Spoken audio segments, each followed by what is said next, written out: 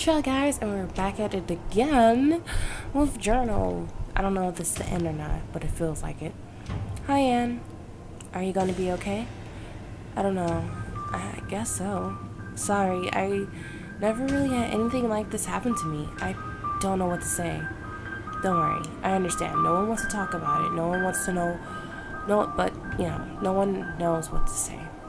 We meet. I mean, I guess we don't want to make things worse somehow.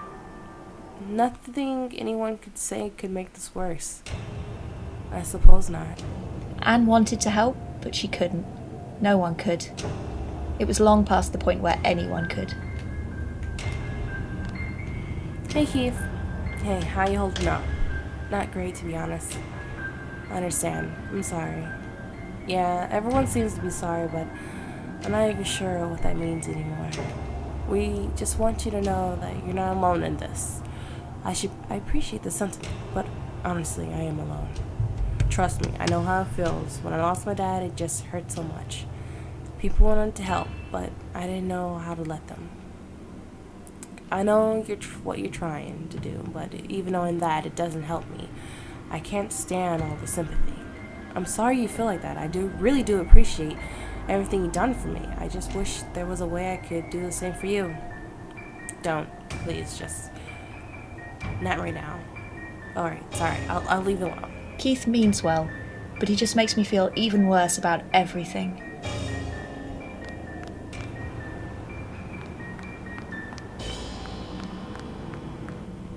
Holy shit. Hey Trev. Hey, I'm sorry about all of this. It really sucks. Yeah, it really does. It's not going to help anything, but I've done the first 6 pages of the comics. You can read later if you want. Really? I like that. Yeah, I'm actually really excited for you to see once you're back at school or whatever. So am I. I know you're probably not the one who usually go to about stuff like this, but I'm around if you ever need to talk. Thanks, Trevor. You're not as bad as everyone says you are, honestly. I guess I'd always been dismissive about Trevor, but he was the only one of my friends who seemed to understand what I was going through. Hi. I'm sorry, child.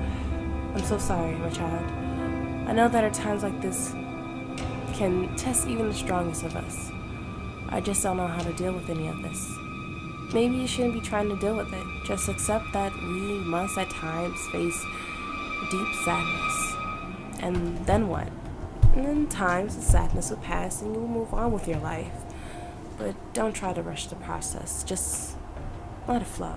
Just let it happen. That's not reassuring.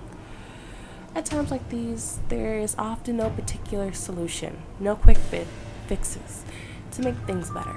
I thought the priest would have something to say that made me feel better about everything. But instead, he made me feel like this would go on forever. Forever? Yup.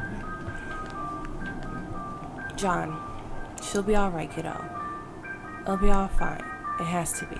Thanks, and I'm sorry if I said things lately, things I should have said. Don't worry about it. No matter what anyone else says, they know you're going through a rough time. I just wish I could do things over. Don't fill your head with regrets. Life will always throw crap at you. You just gotta deal with it. It's the best you can. I just feel like I made so many bad choices. The real kicker is, even if you made different choices, it probably wouldn't change the outcome. I don't know about that. The toughest thing about life is realizing how much of it is out of our control. It's not all down to making the right choices or the wrong one. That's what hurts the most. Thanks, John, for everything. John told me it wasn't my fault. I wanted to believe him, but I just wanted so hard to turn back the clock. Elena, what are you doing here? I know it's been tough for you. I've tried to be a good friend, to be there for you during it all. I know, I have been a good friend. Honestly, you've been a terrible friend, and I've been letting you get away with it for so long. I can't do it anymore. Really? You're gonna say all this at me at a time like this? I know it's not fair, but I just can't put up with it anymore. I'm not your doormat. Great, thanks. I'm sorry. I really do hope she'll be alright. I hope you'll be alright, but I just can't be there for you. Fine. I lost Eleanor as a friend that day. I was so angry at her. I wanted to blame her for it, but it was my fault.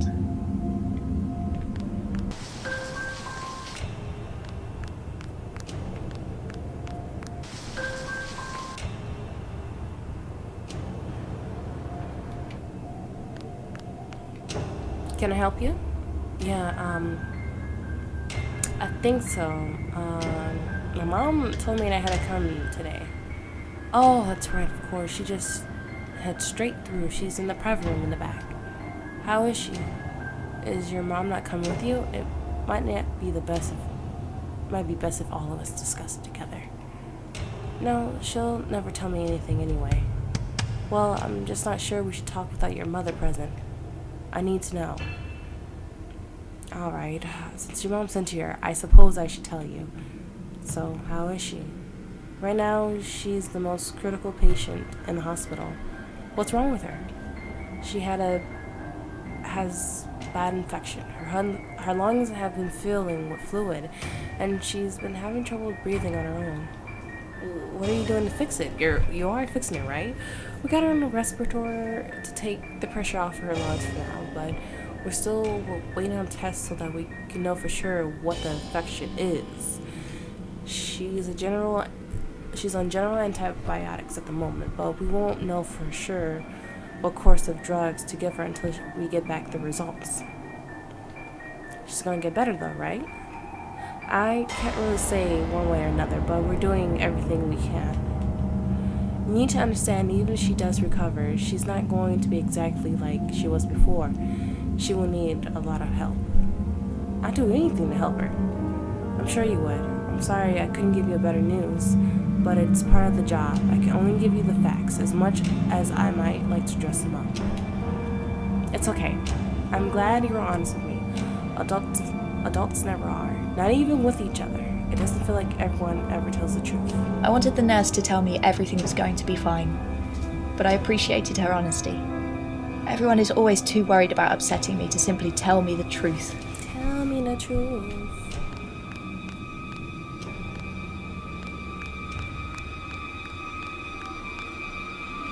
Dad? I can't. Are you okay? I wasn't there. I should have been there. Please, Dad, you're scaring me. I'm sorry for this. I'm sorry for everything. That's not your fault, Dad. Of course it is. She was our responsibility. We're to blame for this. Don't be like this. You know you couldn't change anything. Couldn't. What's wrong with me? If I'd been there, maybe it would have turned out differently.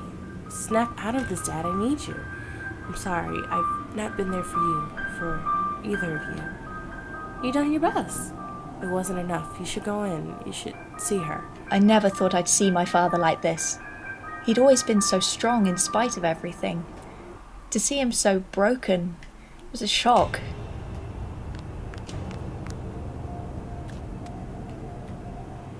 Are you sure you two okay?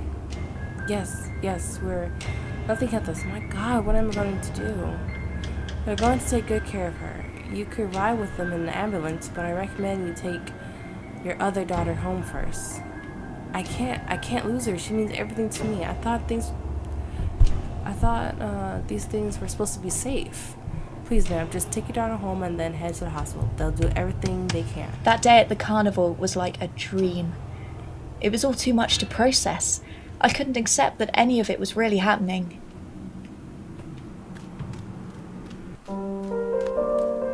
The end of Grace.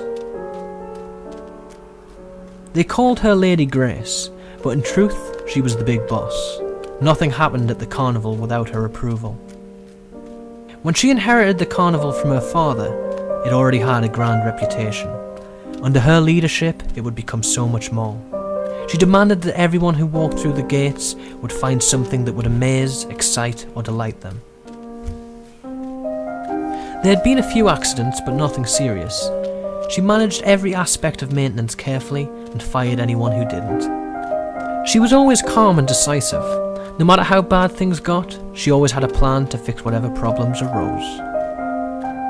Until the day the big wheel fell.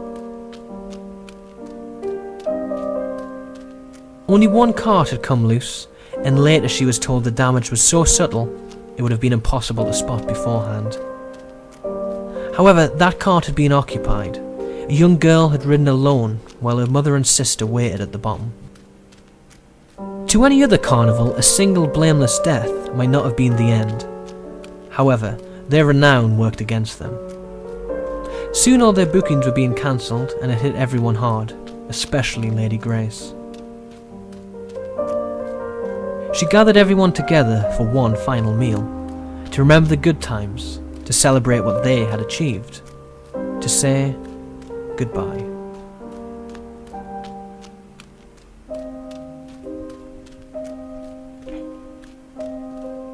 The fuck, Mom? What's written on the pages of my journal is not a chronicle of my life. None of these moments really happened like this, but this is how I remember them now. Looking back at my childhood, it's hard to understand why I said the things I did. I didn't understand how they would affect the people around me.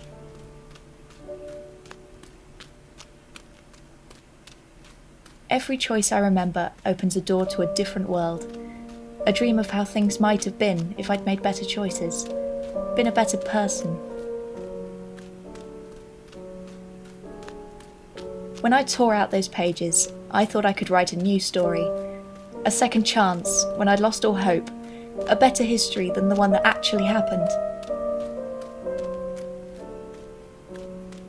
In this new reality, we'd still be together, but eventually, I had to wake up. This is the day my sister died.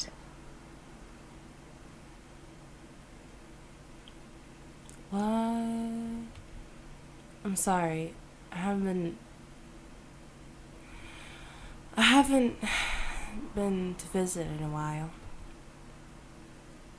I want to be strong like you. I want to sit by your bed until you were better. I'm not strong enough. Seeing you like this, it's too much for me. When it happened, it was like the whole thing was just a dream. I didn't know what to think. I couldn't believe it was real. Mom didn't want me to let you see her at first. I was so scared no one would tell me what was happening. But when I first saw you lying here, I thought everything would be fine. You looked fine. I just tried to convince myself that you were going to get better. That's what people do in hospitals, right? One day, they tell me you improved, but the next day, say you were worse again. Eventually, I asked Mom to stop telling me how you were. I stopped coming to see you. I'm sorry. It was selfish, and I don't like how it made me feel. But now they don't want to say it, but they're losing you. You're going to be gone soon. It feels like you've already been gone for a while. Like my sister died at the carnival, and this is just a body that's been hanging around ever since. I've been lying to myself every day, tricking myself into thinking life could just go on as if nothing was happening. It was easy. No one else wanted to talk about you either. If I mention you, they barely respond or just change the subject entirely. They're all carrying on like a normal, but I'm falling apart. They said that they're there for me, but they don't mean it. I feel so alone in this. You were the only person I could ever talk to about stuff like this, and now Mom sent me here so I could say goodbye, but I can't do it. See you around, sis.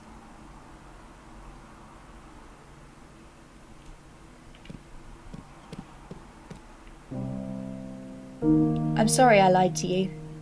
I didn't tell you about her, about how amazing she was. I should have used our time together to explain to you just how caring and generous she was.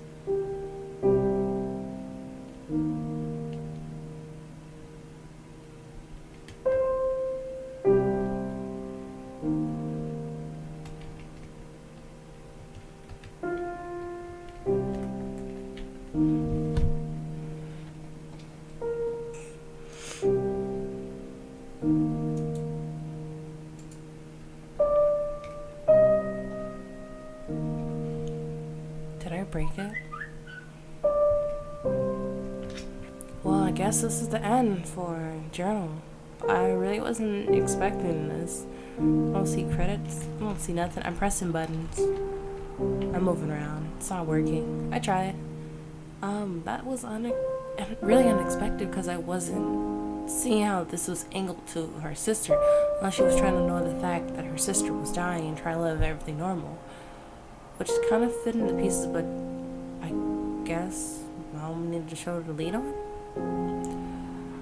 Well, hopefully you guys enjoy this or understand this, what fits in the puzzle piece, and sorry about this stopping and going, but I think I'm getting sick.